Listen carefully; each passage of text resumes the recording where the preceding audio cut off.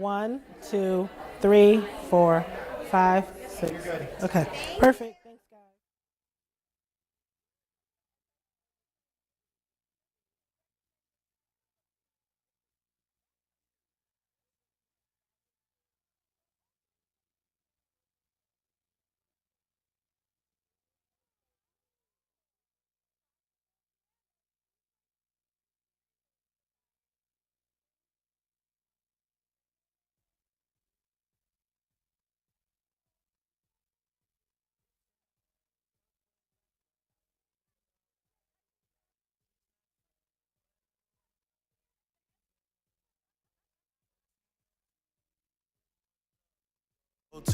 I pray to make it back in one piece. I pray. That's why I need a one dance. Got a Hennessy in my hand. One more time before I go. Higher powers taking a hold on me.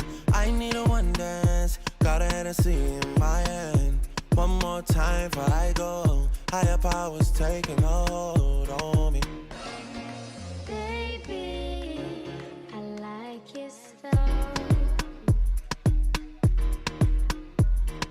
Strength and guidance, all that I'm wishing for my friends. Nobody makes it from my ends. I had to bust up the silence. You know you gotta stick by me. Soon as you see the text, reply me. I don't wanna spend time fighting. We got no time, and that's why I need a one dance. Got a Hennessy in my hand. One more time before I go. Higher powers taking a hold on me.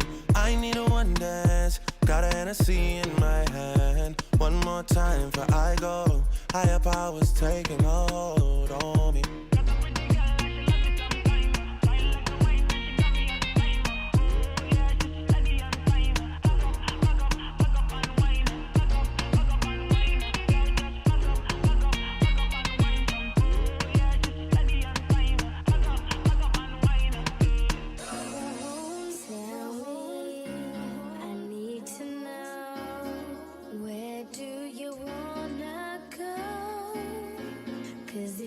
Down, I'll take it slow, make you lose control.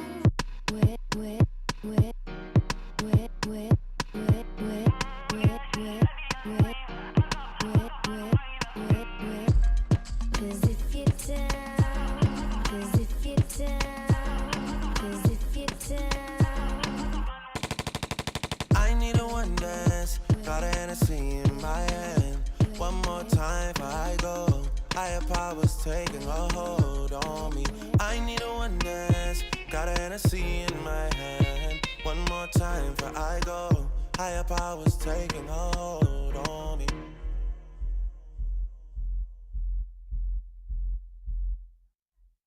When the days are cold and the cards all fold and the saints we see are all made of gold, when your dreams all fail and the ones we hail are the worst of all and the bloods run stale, I wanna hide the truth, I wanna shelter you, but with the beast inside, there's nowhere we can hide. No matter what we breed, we still are made of greed. This is my kingdom come, this is my kingdom come. When you feel my heat, look into my eyes, it's where my demons hide, it's where my demons hide. Don't get too close, it's dark inside, it's where my demons hide, it's where my demons hide. Curtains call, it's the last of all. When the lights fade out, all the sinners crawl, so they dug your grave and the masquerade will come calling out at the mess you've made. Don't wanna let you down, but I am hellbound. Oh, this is all for you. Don't wanna hide the truth. No matter what we breed, we still are made of greed. kingdom come. When you pull my heat, look into my eyes, it's where my demons hide, it's where my demons hide. Don't get too close, it's dark inside, it's where my demons hide, it's where my demons hide. They say it's what you make, I say it's up to fate, it's woven in my soul. I need to let you go, your eyes they shine so bright, I wanna save that light. I can't escape this now, unless you show me how. When you pull my heat, look into my eyes, it's where my demons hide, it's where my demons hide. Don't get too close, it's dark inside, it's where my demons hide, it's where my demons hide.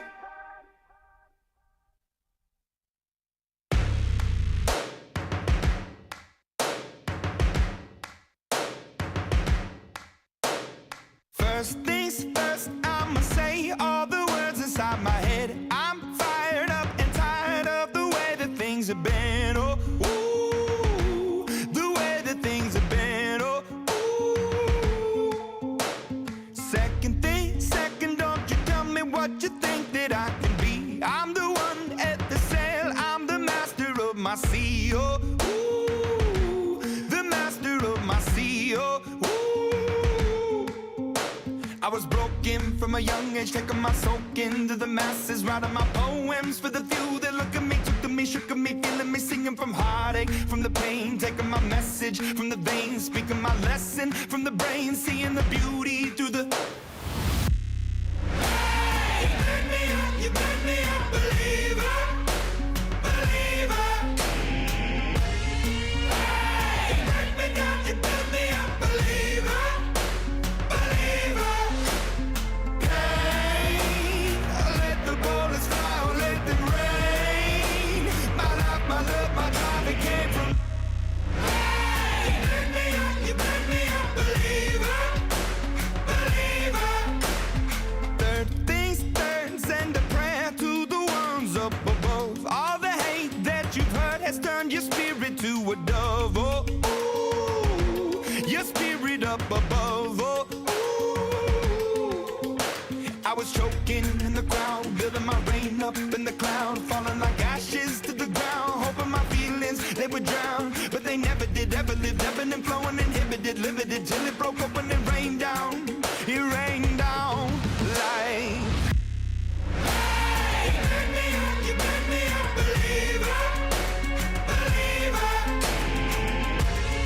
Hey, you break me down, you build me a believer, believer. Pain, let the bullets fly, or let them rain. My life, my love, my drive, it came from. Hey, you make me up, you make me a believer, believer.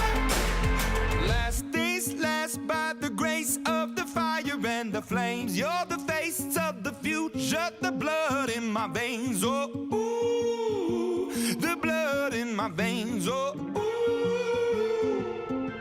But they never did, ever lived, ebbing and flowing, inhibited, limited, till it broke up when it rained down. It rained down like. Hey, you make me up, you make me a believer, believer. Hey, you break me down, you build me a believer, believer. Pain, let the bullets fly, or let them rain. My life, my love, my drive, it came from. Hey, you make me up, you make me a believer, believer.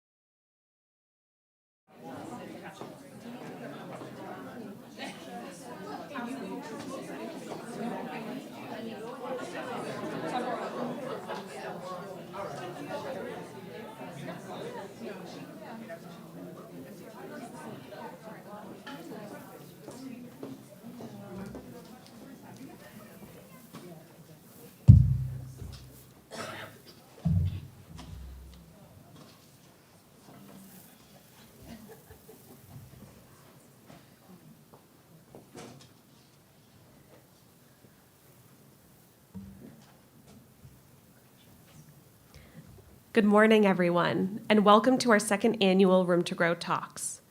This morning, we are joined by a panel of experts to discuss Black maternal health. In 2017, Black Mamas Matter Alliance founded Black Maternal Health Week to raise awareness, inspire activism, and strengthen organizing for Black maternal health. We are proud to organize this discussion in support of that work. This conversation matters to our community. Despite being one of the leading cities in the world when it comes to healthcare, Boston is facing a maternal health crisis due to institutionalized racism.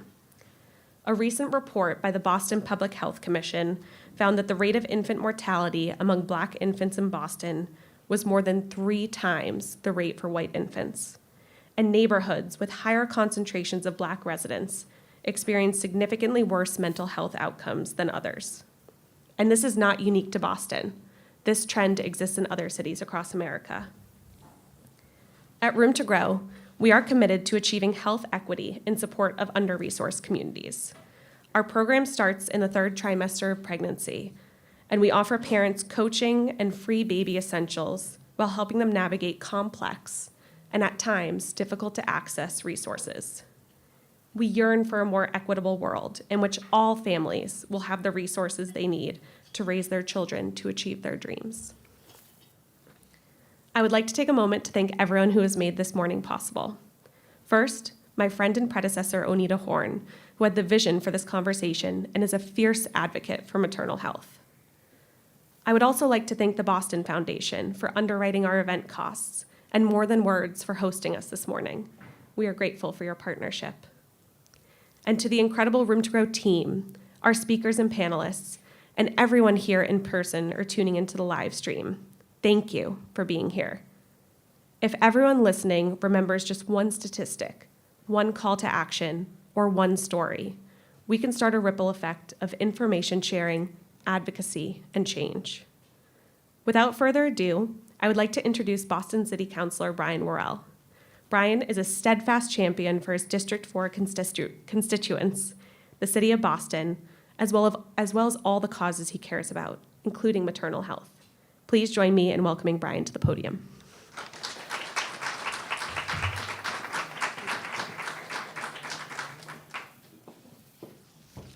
Good morning, everyone. I want to thank Room to Grow for having me here today and for hosting such an important, great event. This week serves as a reminder of the stark disparities faced by Black women in maternal health outcomes. Despite income or education levels, Black women in the United States continue to experience maternal mortality rates that are 3 to 4 times higher than those of white women. In Boston, the Boston Public Health Commission released a study last spring saying that infant mortality for Black infants is 3 times that for white infants. It's time for action to address the systemic disparities that persist. I have unfortunately witnessed these disparities play out in real time with family members and friends. Last year, I personally knew 4 families who lost their babies in delivery. These are more than just stories and statistics. And the trauma families face in the process does not end on the delivery date. Experiencing a loss of this magnitude is painful beyond words. I consider myself blessed to be able to call myself a father. It's the greatest gift. During Chelsea's pregnancy, I found out that my son was breached, meaning he was not positioned correctly. And Chelsea and I spent countless hours worrying. And just like most people do when something's wrong, we went to Google solutions. And we made sure we tried every piece of advice that was out there. I remember the doctor telling us that if my son didn't turn around, that there was a variety of health consequences that mom and baby could endure. Luckily, our story turned out okay. But too many precious Black and brown babies have stories with a tragic ending. What does not always get reported is the aftermath.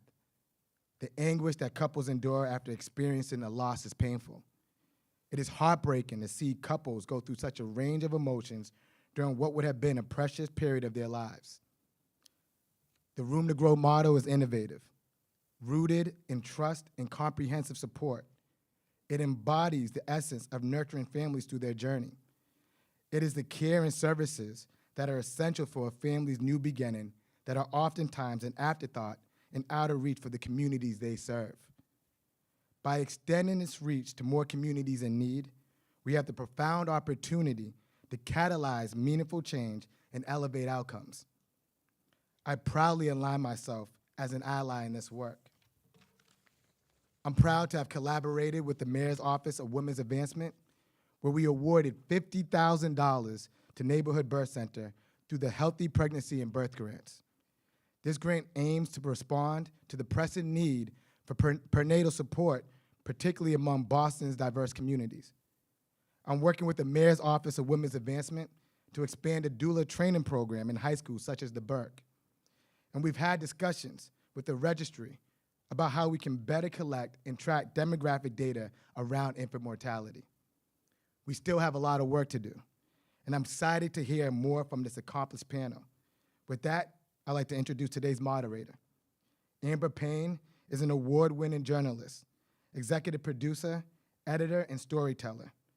Throughout her tenure, she has worked at BET, Teen Vogue, and NBC News, and co-runs Tilt Shift Media, a small production house specializing in documentaries. She is currently the publisher and general manager of the Emancipator, a multimedia digital production co-founded by Dr. Abram Kennedy. Please join me in welcoming Amber and our entire panel to the stage.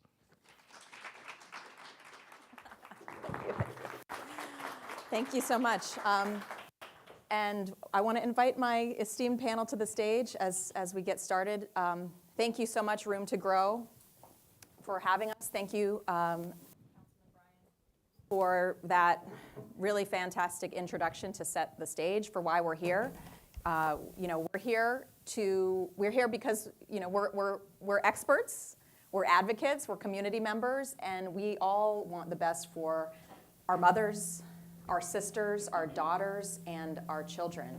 And we're not here just to have a conversation, we're here to really mobilize and to talk about the impact that we can have. And we're here to talk about the solutions that are out there and the work that is being done so that you have the tools to bring that back to your communities. So let me first begin by introducing my wonderful panel here. Marissa Rogers. Marissa is a perinatal mental health therapist specializing in care for Black women and women of color.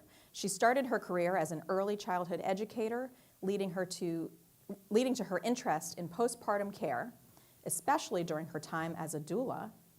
We're going to definitely talk about that, Marissa.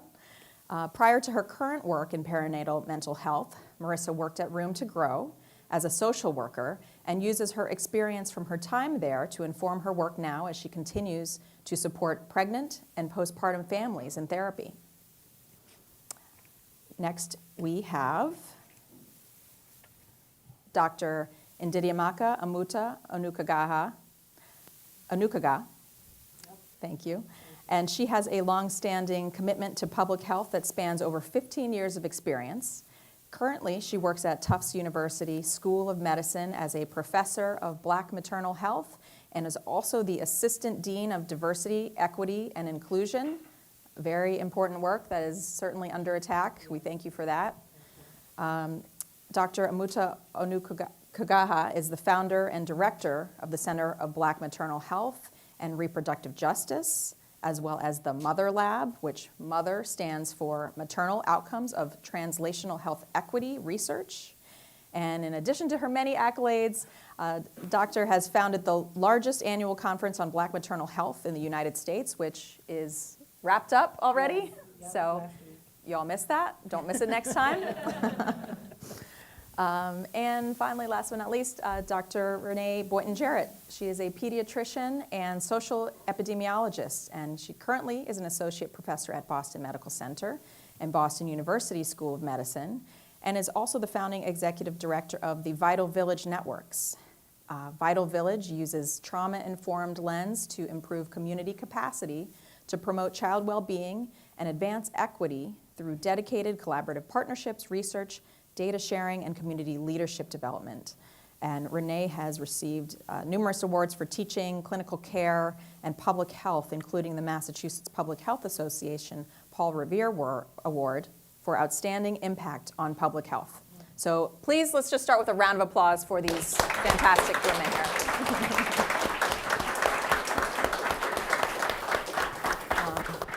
So I just want to begin a little personally to get to know you a little more, and so our audience can get to know a little bit more about you. Thank you so much for being here today. But I would love for you all to start by providing the audience with a little bit of context about your own experience and connection to Black maternal health. Can we start with you, Marissa? Yes, and thank you for that question. Thank you all for being here as well. So in 2015, I had my own child, and with that experience, it really expanded my passion for maternal and child health.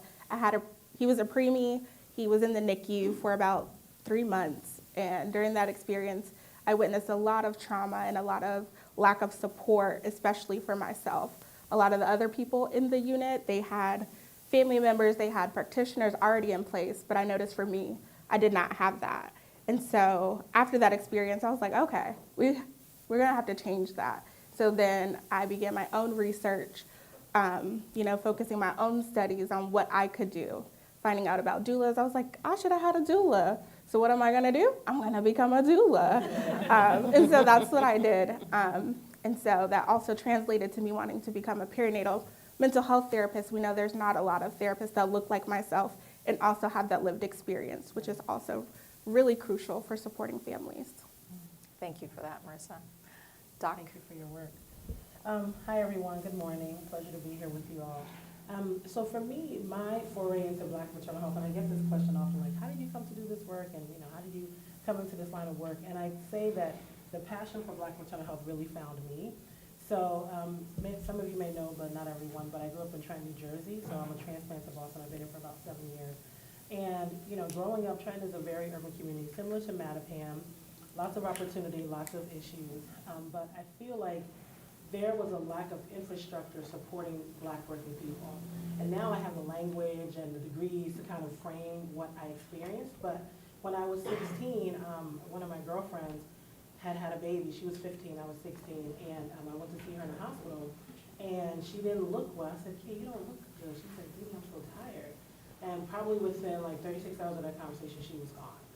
And she was 15 years old, and now we know that minorities who deliver in underserved hospitals are less likely to receive the resources that they need. Now we know about systematic segregation and racism. Now we know about the intentional disinvestment in urban communities, particularly obstetric units that are in Black and brown communities.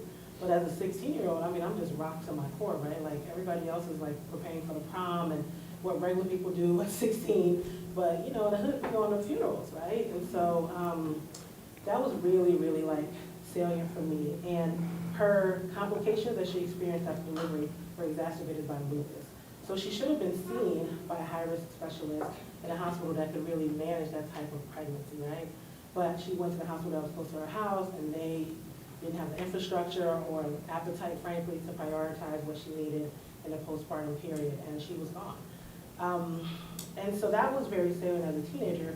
When you fast forward through college, master's, PhD, and I was doing my postdoc, and I worked in Baltimore with Dr. Shalon Irving. How many people know her story? Her story received national attention, and Shalon and I worked cubicle to cubicle. We used to go to lunch together in Baltimore Harbor. She also wanted to be a mom. I was still on my career grind. I wasn't there yet, but she was already there as we were postdocs. And she was talking about wanting to be a mother, and I remember when I got the call that she was pregnant, I was so happy for her. She had relocated to Atlanta. I was living in Jersey at the time. And then I got the call that she died. And I was like, what? Her case is particularly persuasive because this woman had 2 PhDs, excellent health insurance. She worked for the CDC, very well resourced, and still in her pregnancy and postpartum period was completely dismissed by the healthcare system. She had complications during her delivery. She was seen 5 times before they readmitted her, right? I don't feel good. She'd go back to the ER. The nurse would come to the house, all these touch points that could have saved her life. She was seen 5 times. And by the time they readmitted her and felt that it was serious enough, she was already in organ failure, and she died 5 hours later. So you have these really kind of bookended experiences in my life as a teenager, then as a young professional, newly minted PhD, and I was just like, all right, you know, kind of like you, when you go through something, it kind of like gets real clear for you that this is your mission and your calling. And I finished my PhD in maternal child health, and early in my career, I was working on infant mortality, which is another area that we need a lot of support in. We have not moved the needle on infant mortality either, so thank you for sharing your story. But that was really like the moment for me when I was like, this Black maternal health crisis and the fact that 80% of maternal deaths are preventable is like out of control. So that's how I got into this work. Wow. Thank you. Thank you for sharing that Yeah. story, and I'm sorry for those losses. Dr. Boynton-Jarrett. I'm honored to be on this panel with just amazing people doing amazing work, and I'm honored that Room to Grow made room for this conversation and that everyone chose to make time for this conversation because it really is going to take all of us. I often describe myself as the middle child of 3 girls, but the truth is there were 4 of us. My first and oldest sister, Michelle, did not live to her first birthday. And so as a part of my family story is an infant loss and the lack of adequate systemic supports and a large degree of isolation and ignorance around that. The other part of my story is that within every community, there are so many healers if we actually recognize and see them. I'm not talking about the physicians, the nurses. I'm talking about the neighbors, the grandparents, the school teachers, the aunties and uncles and families. There is an abundance of people that actually have so much to offer around healing and thriving. And for me, that is a big part of what I would like to see our healthcare system and public health system really look like, embracing the abundance of community healers. That's driven my work in pediatrics, it's driven my work in public health, and driven my work to forge collaborations and acknowledgement of community leadership in Vital Village. And I see it as the only solution to the crisis that we're facing, in part because what we're hearing is that technology is not saving us. You know, medical advancements are not saving us. People are routinely saying repeatedly they're not being heard, they're not being seen, they're not being listened to. So we have to really start to think about who are the people that listen and hear and see. And those are members of the community, intimate members of the community. Mm-hmm. Thank you for that. And, you know, I enter this conversation with you all as a mother of 2, and also as a journalist who, growing up in legacy newsrooms and really not seeing our stories told and kind of having these moments of, okay, we're covering breast cancer, but what about breast cancer for Black women? Mm-hmm. Women are dying at higher rates, and having to, you know, push for those stories and really getting tired of seeing these stories, but this fire to just get them out there and to elevate conversations and people who are doing that kind of work and people who are willing to tell their story and share hard stories about what has happened to them, because that might benefit someone else, hopefully someone in the room or someone listening. And you all have talked about the numbers. We know the numbers. And yet, Dr. Amutah Onukagha, you even set this up with, it's not about your wealth. It's not about your knowledge base. And of course, we've seen this in recent years with Serena Williams, pulmonary embolism, trying to advocate for herself. Beyonce, preeclampsia. Tori Bowie, a combination of mental health and some other complications. Mm-hmm. And even just more recently, I don't know if you all saw the story of Crystal Anderson, mm-hmm. a Kansas City Chiefs former cheerleader and yoga instructor, and she passed away unexpectedly from sepsis, and a stillborn daughter. And these are, she was also a maternal health advocate, and so, we're knowledgeable about ourselves and our bodies, and we know what we need, and I think, Renee, you're making that point about, advocating for ourselves. But Dr. Amutah Onukagha, this is not a new crisis, as we're saying, and you've spent years in this space addressing this crisis of maternal mortality and morbidity. So how can we better identify, diagnose, and treat these deadly maternal health conditions, particularly for women of color? Thank you for the question, and thank you for holding space for women that should still be here, like the Kansas City Chiefs cheerleader, like Dr. Shanice Wallace, like Dr. Shalana, so many. And I think it's a combination of I'm a public health person through and through. All my degrees are in public health. That's my body of work. Public health, quickly for you all, is population level prevention of illness. Right? We are the ones that have the fluoride in the water. We are the ones that, immunization, population level prevention of illness.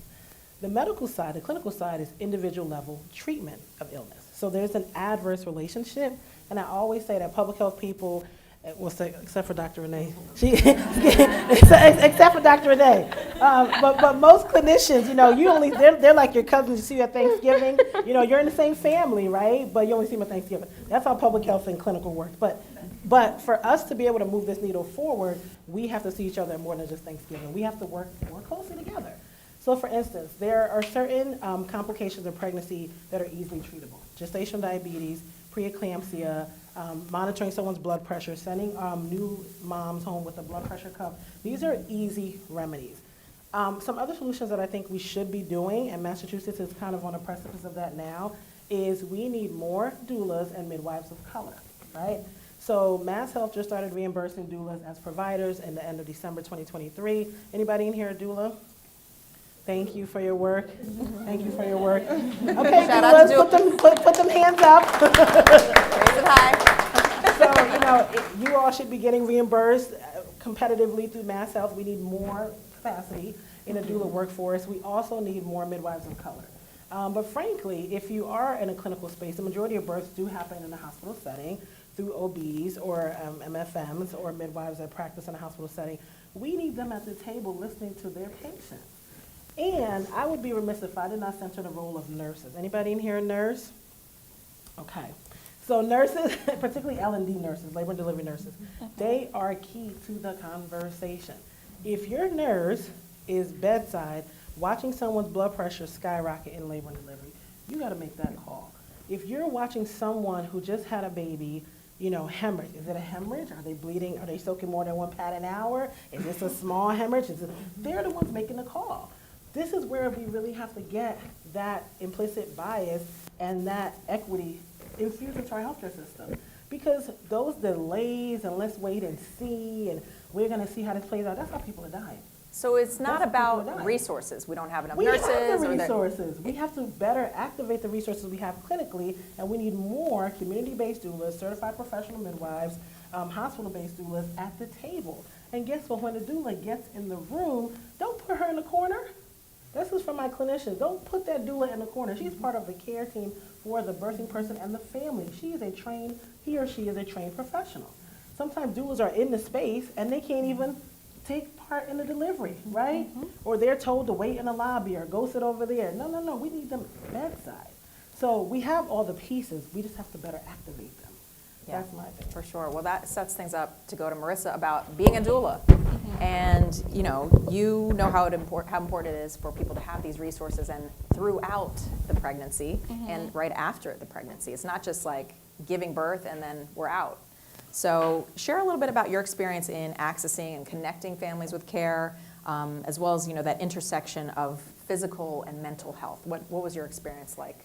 Yes, thank you for the question. I think as a social worker at Room to Grow, I saw those families in their third trimester, and we would have conversations about what do you want your birth to look like. That's just where I started, and I would have a birth plan ready for them, understanding like birth can go the way it will go, like your body will do what it needs to do, but being able to ensure them that they have the tools to advocate for themselves and say, what do you want during your birth? Who do you want to be there? We need to think about these things up front. And so I think talking about what a doula is was like the first key. People like, what is a doula? Or that's not accessible to me. Right. That's a luxury that white families have. I can't afford it. Those type of things. So we need, to your point, we need community-based doulas being in those conversations. We need practitioners that look like us, that they're in the streets with us or in the hospital room. We're not in the lobby, we're like bedside, we're advocating. Because at the end of the day, it's also not the birthing person's responsibility to have to advocate for themselves. So that is the importance of a doula in the birth room, to be able, we just know that a doula being there is gonna change the way the doctors come in the room, gonna change the way that the clients think about information. We can run it back, be like, hold on, did we share the whole picture about this? Let's really think about informed consent and what that means here. Everything might not be as urgent, or, doulas being able to decrease, cesarean section rates as well. And so in supporting families, I would look for community-based doulas. There aren't many right now, but there are organizations that are looking to do that. So Accompany Doula Care, I know, does a lot of great work in Boston, and also people needing just community. We know that doulas aren't something that's new. These are practices that were embedded in Black and Brown communities since the beginning of time. And so there is this reckoning that we need to have and be like, we don't need to do all this. Like, we don't need DONA per se. We need us certifying us. Because our grandmas were doing it. They did not have a certification. Our grandmas, great, like, let's go all the way back. Yeah, I could probably name a couple family members who weren't even giving birth in a home. They was outside, And so bringing back that to the forefront, we need that community. And so people are looking for support groups. They're looking for information. They're looking for groups where they can be themselves and ask information. And also normalizing mental health. I'm sure we'll get into that, but there's just such a larger conversation to have about Black women's postpartum mental health and what it means when we're thinking about the Black woman, superwoman trope, right? And what that means to carry a family generationally, historically, and how we can move beyond that to, address mental health. Well, you set it up, so let's not come back to it.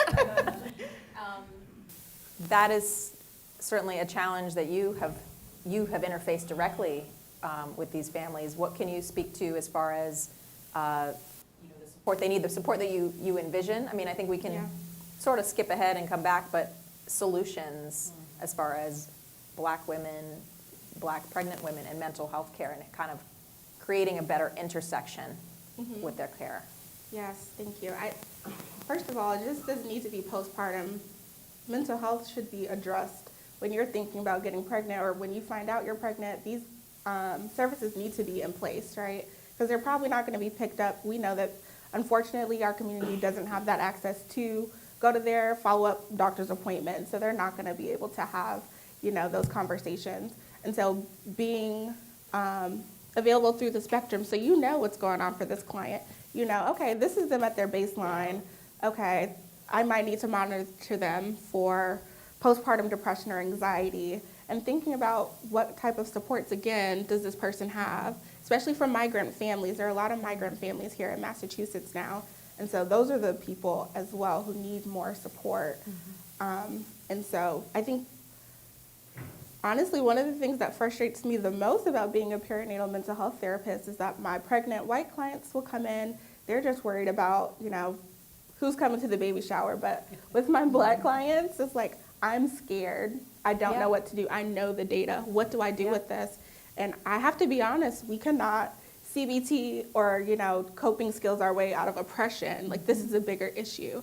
And so I have to stand with them in that and say, what can we put in place for you? Who can we call in to be able to mitigate that? Because it's a systems issue. It's not a personal issue. We're not responsible for this. We don't need resilience. But that's another thing. Yeah, and it's really about, sometimes you're as a pregnant mother, you don't really know what to ask. You don't know the questions. Okay, come into the doctor. What questions do you have for me?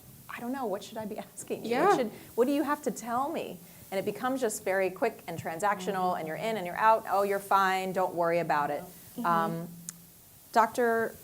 Renee, you've been a pediatrician for over 15 years at Boston Medical Center.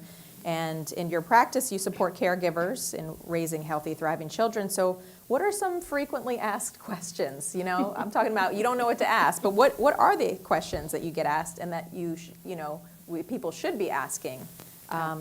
What do you think medical providers should also just be on the lookout for if their patient is not asking the question? Yeah.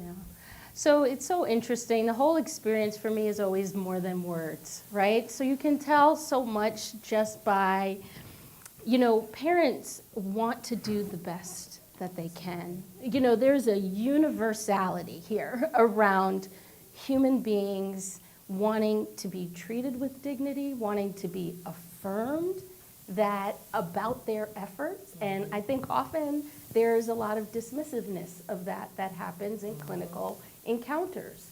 The way anticipatory guidance is shared, the way people are spoken to, the things that are asked about. Often in clinical encounters, some people may have had this experience. There might be a provider just speaking to one parent, perhaps just speaking to the mother and ignoring the other caregiver in the room, whether it's father, grandparent, other. So we have a lot of mental models in society that drive stigma, biases, and assumptions. And I think parents often just want to be listened to, want to be heard, and want to be reassured, and seen not just for their challenges, but seen for their strengths. So too much of clinical care leans to identifying problems as opposed to highlighting things that are going very well that can be built upon, right? And so I think no one wants to be reduced to a challenge they're having. You might have a challenge with feeding. You might have a challenge with other things. No one wants that to become the sole focus. And so we have to do a better job of that. Also connecting to our conversation around mental health, we have to begin to break down our stigmas. Postpartum depression is not uncommon. It should not be a surprise as an experience. And so the number of times that family members and individuals are completely, they may have been screened for it, but no one has had a conversation.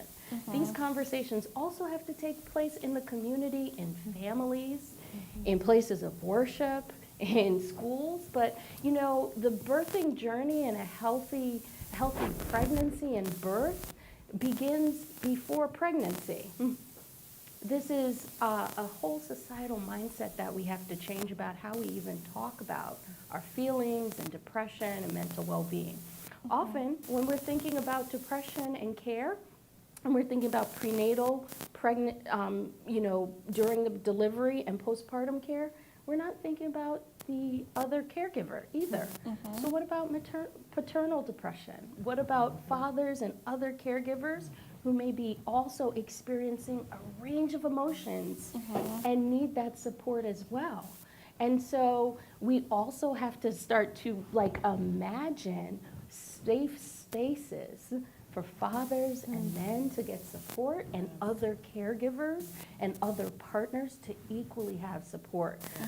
So that is a whole big part of the equation. And then we have to think around our broader structural policies. We've been talking about institutional racism and institutional power dynamics that see things like home visiting, or perhaps a home birth, or perhaps a birth center as somehow less than other things. But pregnancy and birth is a healthy state under most cases. There are always cases where there can be complications and other things of that nature.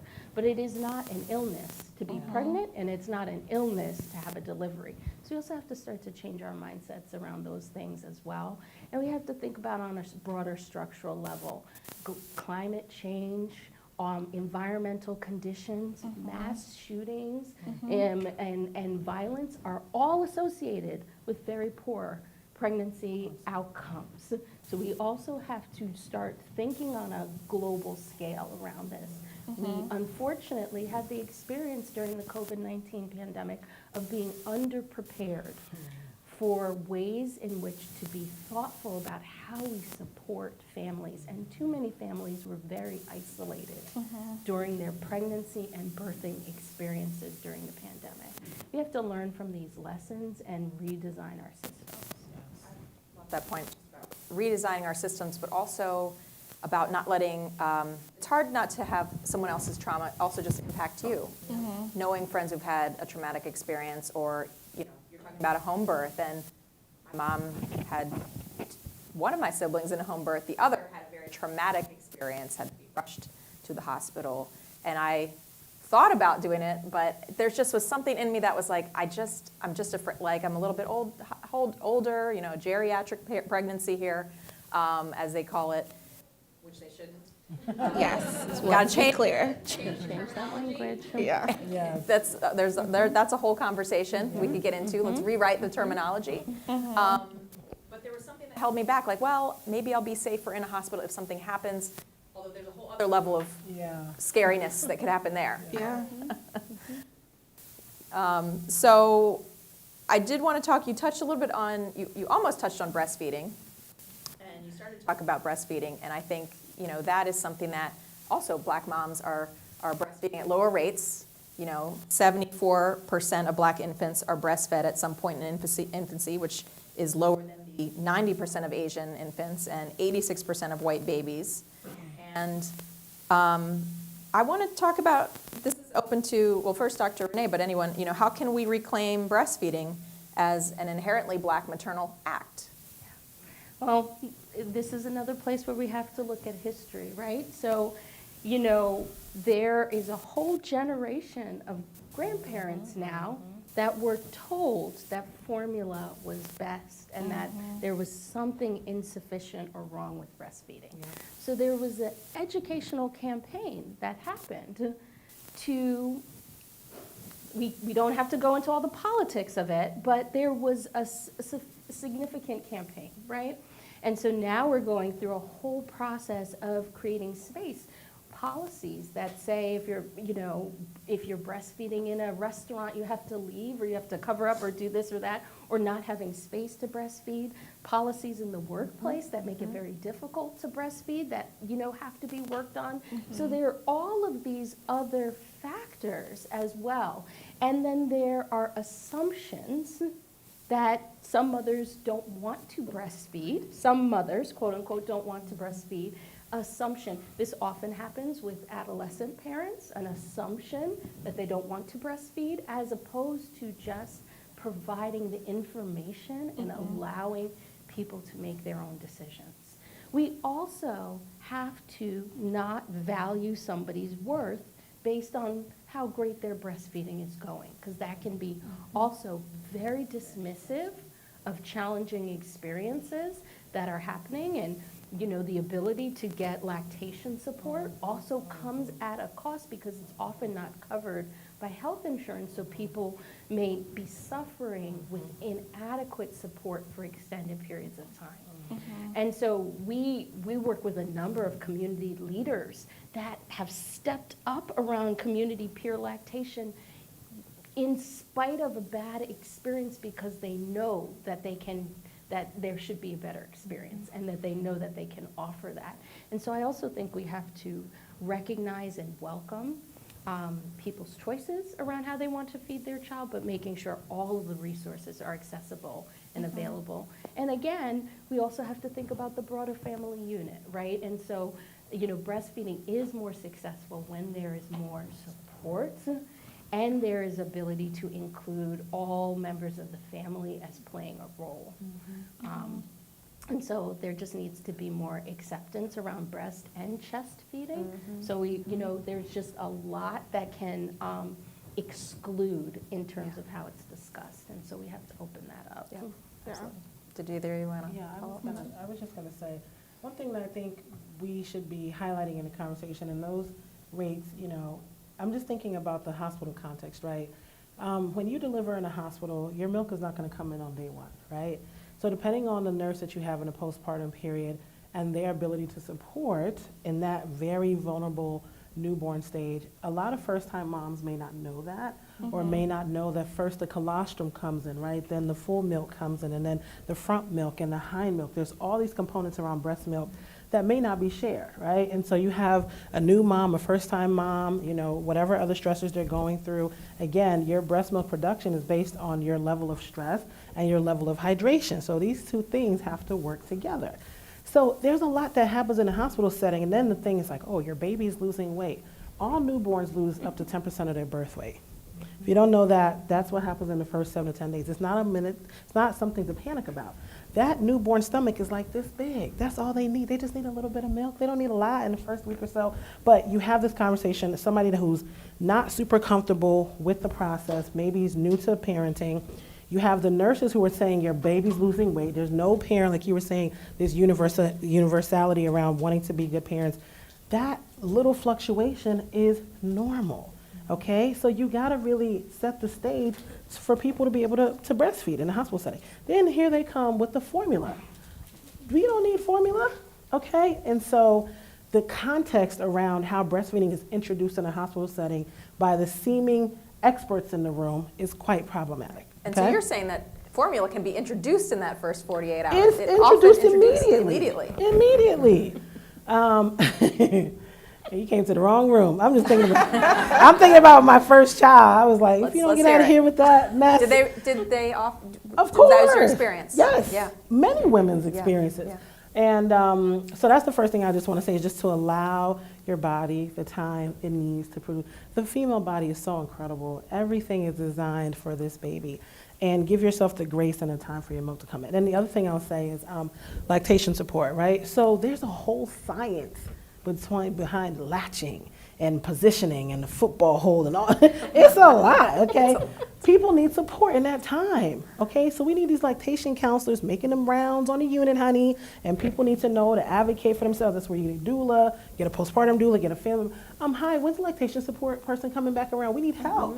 And then if you can't get the help in hospital, come to my house afterwards. But this is the advocacy and agency that needs to happen in Black and brown communities that is not set up for us to feel comfortable to ask for that additional support in the space. So we leave the hospital, maybe we didn't get the latching right, maybe our milk is not where we need it to be, and we go home, and that's why the rates are lower. So the context that we're seeing these percentages in 74, 86, of course, these white women are getting all the support that they need, okay? And that's on period. So you come out of this space and you're feeling this, inadequacy.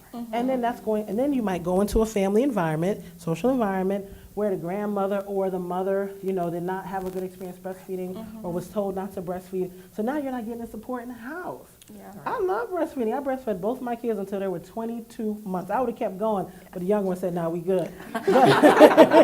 But it's a built-in smoke break for mom. If y'all don't know what breastfeeding is, I'll take my little snacks, honey. I go in the room, me and my baby. That's because the environment was set up for it. It was celebrated in my home, right? I'm Nigerian American. My mother, my mother-in-law celebrated that, fed me foods that made my milk come in. And then when the milk dips a little bit around your ovulation, that's another thing. Your milk supply will dip depending on where you are in your ovulation cycle. Then you can go get the one from the freezer, or you can eat this, or do this, or try this trick. We have a cadre of options available to us to encourage breastfeeding. This is cultural, and this is also how the healthcare system shows up for Black women. So the rates are going to be lower when you're navigating a racist healthcare system that tells you that your milk supply is not coming in, and that your baby's losing weight, and that you don't know how to hold your baby. This is the context people are entering into in these hospital spaces. So anyway, more to come. I feel like we need to just snap that off and capture that and publish that video itself, and every new mom needs to just press play. Press play. Here's what you need to know. Here's a snapshot. Yes. Thank you for that. I'm completely with you on that, and we're kind of leading into talking about efforts and advocacy addressing these health inequities and these specific interventions. Specifically. Our doctors here, you both have spent a lot of time in research and advocacy. You know the numbers, but you also know how to translate those numbers into and extrapolate from them and explain what's really happening with both of your networks, Mother Lab and Vital Village. So we're getting down the road to solutions here. What do you both see as the most important levers in achieving equitable health outcomes for Boston residents? Is there anything that you can tie into, just here we are in the community? I think there are a bunch of places to go. One, I think we need more community-driven research. So a lot of the research evidence we have and a lot of the research that is out there, the people who designed those studies, who got to think about the hypotheses, ask the questions, and get funding to do the work, may have come from very different lived experience That's right. than the communities that are experiencing these problems. And I believe those closest to the challenges are also closest to the solutions, but often furthest from the power and resources to prove that, right? And so how can we actually bring more members of the community to the table to say, these are the metrics that should be? When is the last time, often in hospitals we'll measure like on a star rating, how was your visit? Is that the metric that is most important to any of us? No. A star rating of how was our visit? How about were you treated with dignity today? How about what is one thing you would change about the visit today? Did someone make eye contact with you? Did was your humanity affirmed in this experience? Yes. And those are the kinds of questions that we don't see, because the decision makers of the questions are not the people receiving care. So we need to break the dichotomy about who is the patient and the recipient and who is the provider or the savior, in a sense, the healer. We need to invert that. We really need to invert that. People actually have a lot of wisdom, knowledge, and experience that is absolutely fundamental to reducing inequities because they've seen what has happened, they've experienced it, right? And so if you want to reimagine a healthcare system, it can't continually be designed by the same players. Right. It has to actually be redesigned. So that's some of the things that are happening, like with the neighborhood birth center. It's a different group of ideas that are being brought to the table to design that.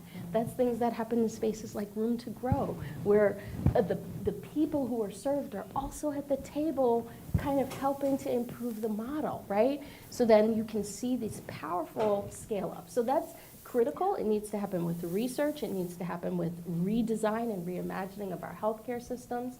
And we also really have to increase the pipelines. We need to really take accountability for the fact that people are locked out of pathways. To become a lactation consultant, the highest level, there's a lot of gatekeeping in that pathway. You cannot get certified in a language other than English. You have to take written exams and not oral exams. Just think about that. Think about the population that's being served. How much more powerful would it be for people to have certifications in their native language? Wow, I did not know that. To serve, so you see the gatekeeping that happens. Similarly, with the avenues to become doulas, to become midwives, to become community health professionals that support maternal and paternal and child care and non-gender binary care. And we have to begin to reimagine what community health really looks like and who the healers are and open up those pathways. So that's, I think, very huge. And then we also, I think we're making such great progress about thinking about preconception, prenatal, during birth and postpartum. We have to think about that for the person who is not pregnant but is a part of that journey as well. Right. So we have to really put, we have maternal and child health care, but who's missing in that equation? So we have to think about that. Yeah. Dr. Amutah, Onukagha? Yeah, I was just going to say, my Center for Black Maternal Health and Reproductive Justice, and 3 of my team members are here. Say hi, guys. Yay. So Alicia Noel, she's my administrative coordinator. Judith Genti is my project manager. Sunday Daniels is my managing director. Thank you guys for coming out. At the Center for Black Maternal Health, we really are, it's an academic based. We're in a School of Medicine, Tufts University, right down the street here, Harrison Avenue. Come see us. We're on the 2nd floor of Posner. It's a beautiful space we've curated. You walk in, there's a huge mural right in our lobby that says, if not us, then who? If not now, when? Because we are the chosen ones to do this work. And even though we're based in a School of Medicine, we're an academic based, we're community engaged, right? So we have 6 units in the center, one of which is focused on community engagement. In that space, all the research that comes out of the center has inherently built into a community advisory board, which is made up of people with lived experience, doulas, midwives, clinicians, researchers, because we want to make sure that the research that we are creating and we're standing behind as evidence-based has a face and traction in the community. Now, we can sit up here with our degrees and blah, blah, blah all day. If you are putting out stuff that the community is not resonating with, you have failed. You have missed your window of opportunity. So all of our work is inextricably linked in and for communities. I think we're very intentional about that. And then just picking up the point about the workforce development and creating a pipeline, that's the beauty of the Mother Lab. That's the special sauce. And if you want to know more information, it's motherlab.org. That's our website. But it's a student-led lab, 35 students, undergrads, masters, PhDs, young professionals, all over the country, most based in Boston, every racial, ethnic background you can think of. The common thread is that they're all interested in maternal health, right? And so I have students who are in nursing school, who are in residency in OB, who are in undergrad, who are in law school. They're getting trained in this reproductive justice framework, so when they're going into their respective disciplines, we're infusing them with that ideology. That's how you change this workforce development issue. That's how you get people at the table who have this training, so when they get in front of clients or researchers or social workers or writing grants or whatever they're doing, policymakers, they have this framing and how to tackle the problem. We need more students in the mother lab. We need more resources. Anybody have a grant, talk to me afterwards. But I'm just saying, you know, like, because it's expensive to stipend these students, but we do it every semester because I want to retain them. I don't want them going to work at Starbucks. I need you in the workforce in maternal health. These are some of the solutions that we should be prioritizing, particularly in a place like the Commonwealth that has taken up maternal health as one of its priorities. We're getting feedback and support all the way up from the governor's office, the attorney general's office, city of Boston, DPH. Like, this is a moment here in Massachusetts that we really need to capitalize on. So Building an army of love. yes. Yes. Yes. We're going to actually get to audience questions in just a moment, so think of your question, get ready. I think we may have a mic too that will go out, but Marissa, I'd love to hear from all of you, but starting with Marissa, just on organizations, initiatives, or individuals that are getting it right. You know, what is happening right now that you are excited about? Yes, I'm excited about all the community-led initiatives. I know, from down to Facebook groups to actual programs that people can get involved in.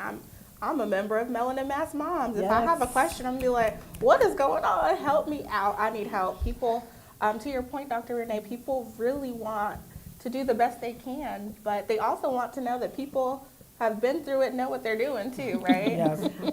So like, even I have clients who are like, Marissa, do you even have a kid? I'm like, yes, I do. I know what's going on here. I know the spaghetti's on the floor. It'll work out, right? And then we're also thinking about like home visiting programs, like Parents as Teachers. Boston Public Health Commission has Healthy Baby, Healthy Child. There's Welcome Family. There's EI, early intervention, you know, home-based programs. People don't have to go out of their houses. It's multidisciplinary. It's wraparound. It's home visitors with lived experience, again, with language capacity as well, right? So Haitian Creole speaking, Portuguese, Khmer, like all these languages are really, really important. And we need these type of supports outside of the institutions. Of course, the hospitals are gonna have mommy and me groups, but they feel a little different when people come to your house. Feels a little different when you know people are worried about the same type of things as you. So that's I just want to lift up a couple organizations that we work closely with at the center who are doing incredible work. Yes, Melanin Mass Moms are having their annual brunch tomorrow. Yes, I'll be there. Okay. I'm also a member of Melanin Mass Moms. Neighborhood Birth Center, I'm a proud board member of Neighborhood Birth Center, trying to open our birth center in Nubian Square in 2026. With your help, thank you so much for all the resources you've done for Neighborhood Birth Center. Melanin Mass Moms Birth Center, Birth Equity Justice Massachusetts, of which Dr. Renee and I are both founding members. We used to be called Maternal, what was our name? Maternal Equity Coalition for COVID-19. COVID-19. But now we reinvented ourselves. We're the Birth Equity Justice Massachusetts Coalition. We like it. Yeah, it's more sustainable. Resilient Sisterhood Project, an amazing group led by Lily Marston, one of our trusted community partners at the center.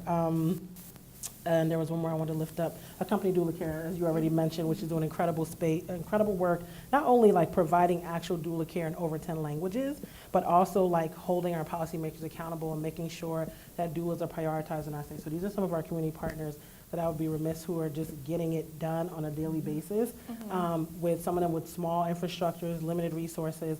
We also work closely with Brockton Neighborhood Health Center, who's doing some tremendous work there, and just a lot of great work is happening. But again, it's about the resources and, you know, being very intentional about how the resources are allocated and not having people fight over $10,000 or $50,000. Like, we need money, right? And so how do we galvanize these resources and come together cohesively to make a stronger push than like having everybody apply for one-time grant funding for $50,000, okay? So Gotta that's change the model. Yeah. Definitely. So, unless it's set aside money like you were talking about, you got some more of that, let me know. Unless it's what you was talking All right, about. let's pass the hat around. Yeah, you got some more of that, On the we'll take left. that off your hand. Let's take a collection here.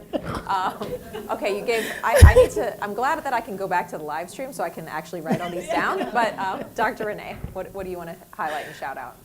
Oh, thank you for the opportunity to, well, I want to emphasize Room to Grow and the incredible work that's happening here. I also want to shout out that in every, like for the people who are here in the room and also online, I think change is happening from every corner. It is really all hands and all hearts on deck. A lot of how we set up Vital Village is really irrespective of what sector you're in, whether you're in the work world or you're not, if you're a parent, caregiver, young adult, otherwise, actually us coming together and collaborating is really essential to seeing things different. This is a comprehensive, holistic approach. We can't solve birth inequities if people don't have safe, effective, affordable housing. Right. If they don't have safe, effective food that is secure, if you don't have functioning public transportation, paid maternal leave, safe work environments. In all of these places, the key thing is oppression, structural racism, and institutional racism that we have to address collectively.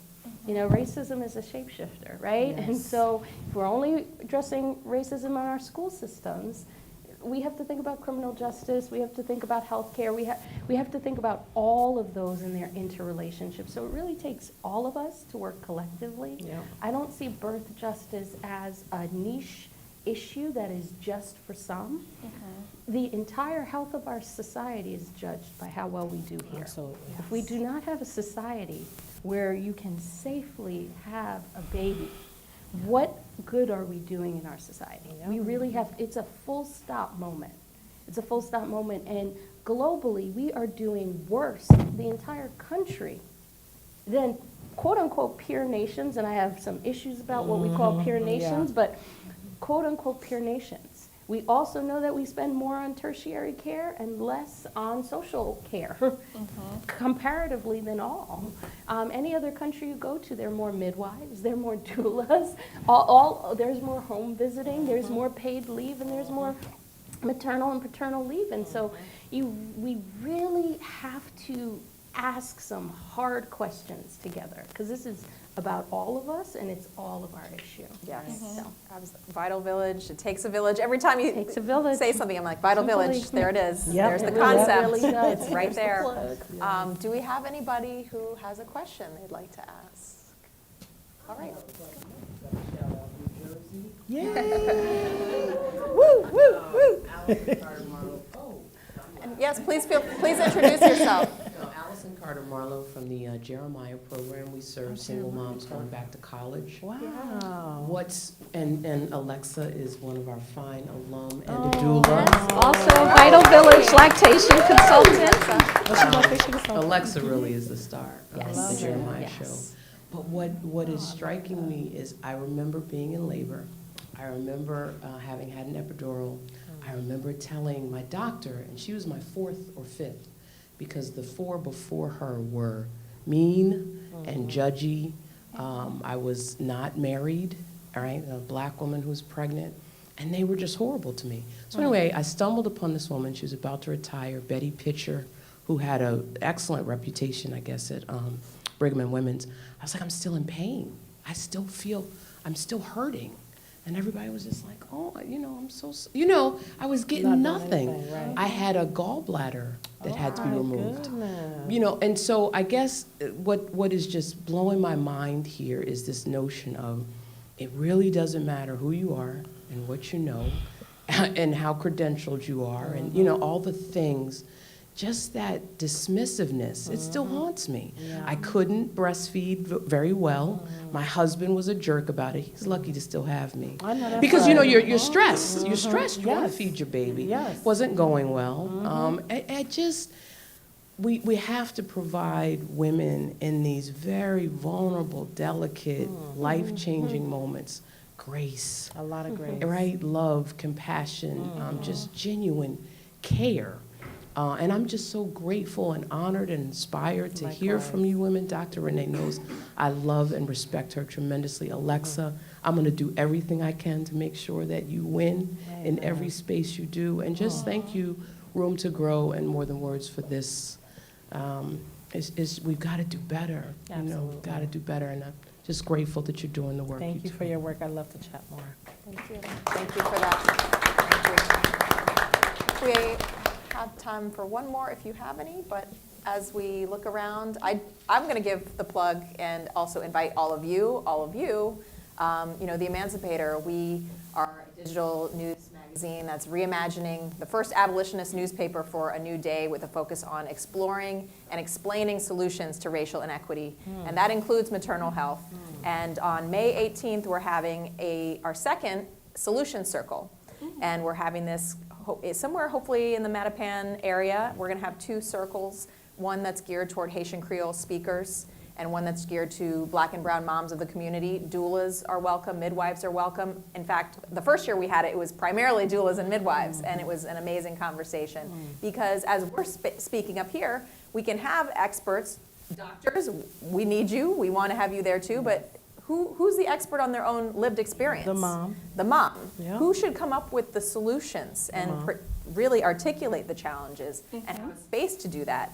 Dr. Renee, you're talking about these surveys that are out there and that are not quite culturally competent or not getting to the real questions. Well, we've been working with Boston Medical Center researchers and the Breastfeeding Equity Center. They are researching breastfeeding disparities in the hospital, in these baby-friendly hospitals that are supposed to be the place that is really pushing and encouraging, you know, breastfeeding. How are they really doing for Black and brown moms and non-English speakers and refugee communities?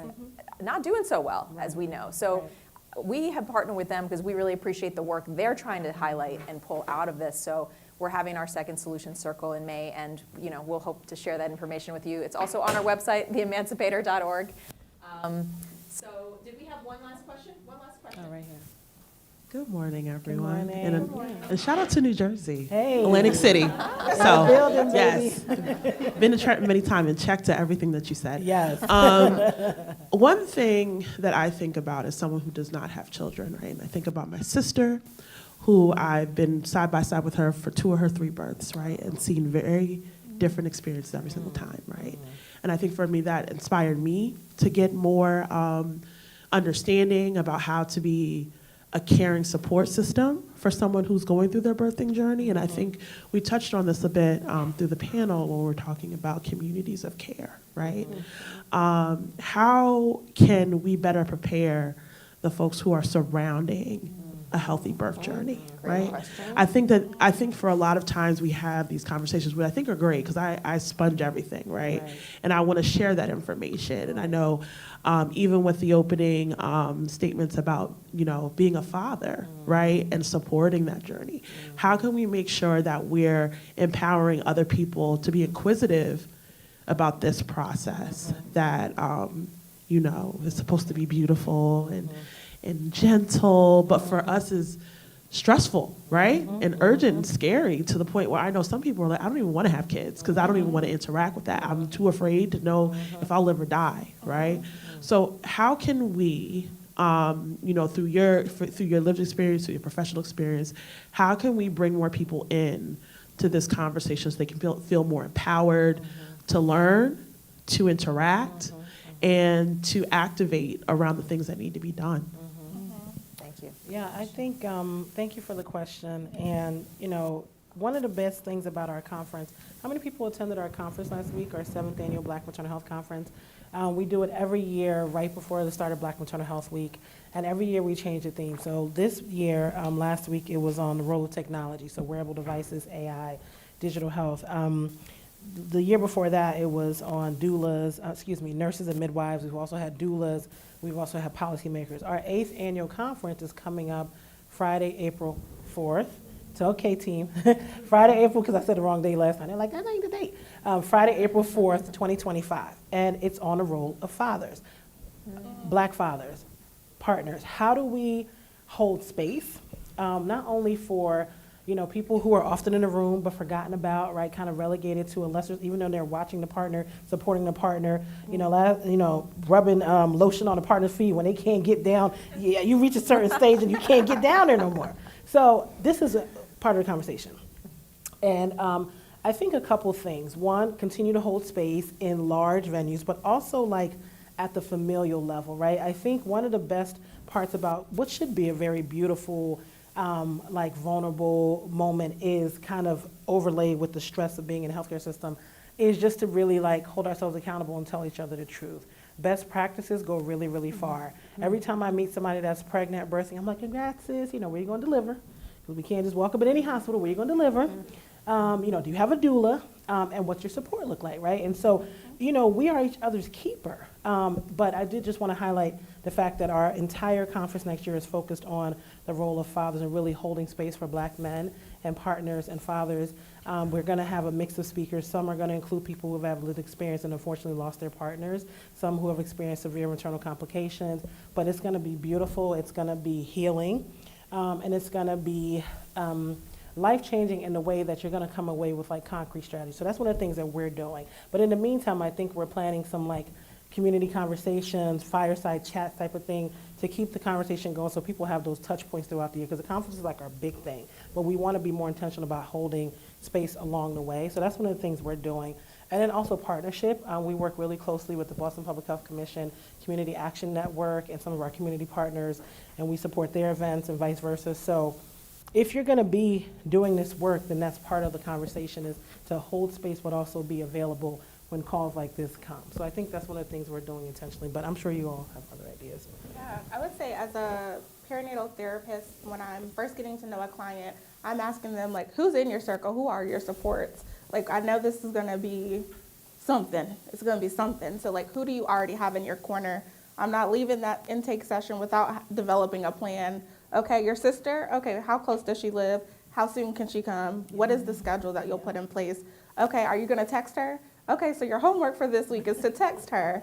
We're actually coming up with these plans, and that is why it's important to have these perinatal therapists in the community having these types of discussion early on. We don't wanna wait till postpartum and you're trying to figure it out. That the mom's or the birthing parent's brain is not there. They're trying to figure out how to get through the night and get some rest, right? So having those conversations up front, more forward, and putting it in place, not being shy, getting out of this Black superwoman thing of I need to do it by myself. If I don't do it by myself, then it means I'm not built for this, and that's not how it is. We know that it's ingrained in us to be able to be around community. So that's what I would say. I would be like, girl, okay, what day am I coming over? What do you want me to cook?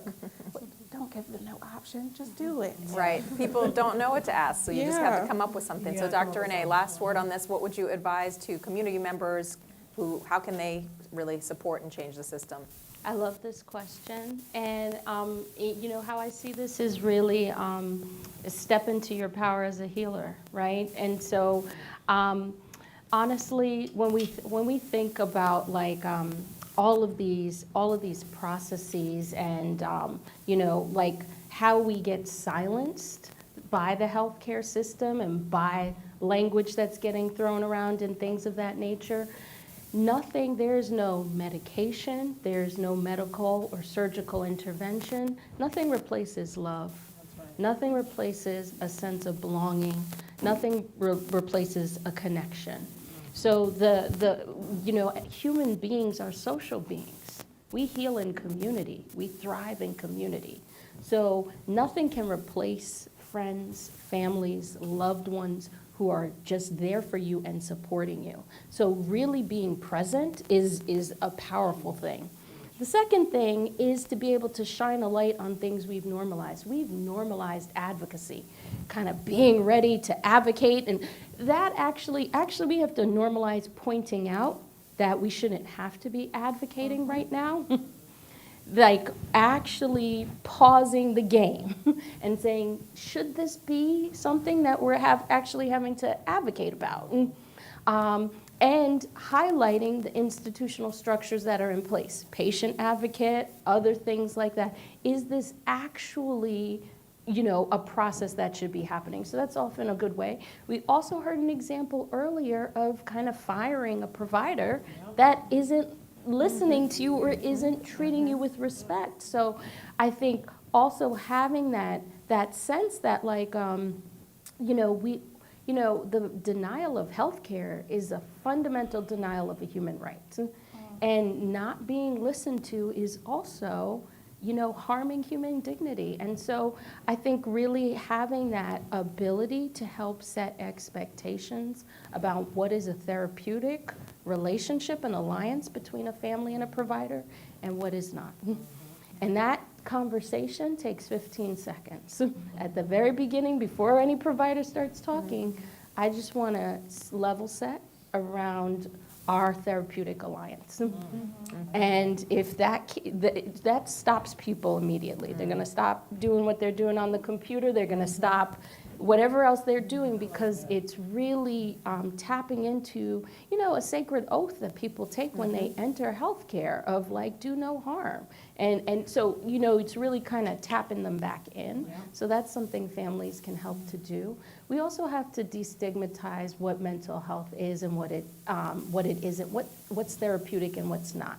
So if anyone's been in a faith-based community, you might notice that people sing and they rock. We might, in another environment, call that music therapy. We might call it yoga therapy. Might have all sorts of fancy names for things that communities have always been doing, but it's not identified as actually a health and a therapeutic intervention. So we have to actually start calling out some of those traditions, the rituals, the music, the art, the hugs, the touch. All of that is scientifically therapeutic. Wow. Well, thank you so much for that. That is an incredible note to leave it on. Thank you all for leaving everybody with resources, with ideas, with personal stories. And I hope that everybody here really can take that back home personally, take it to your communities. And let's just please give everyone a huge round of applause. Thank you so much for this conversation.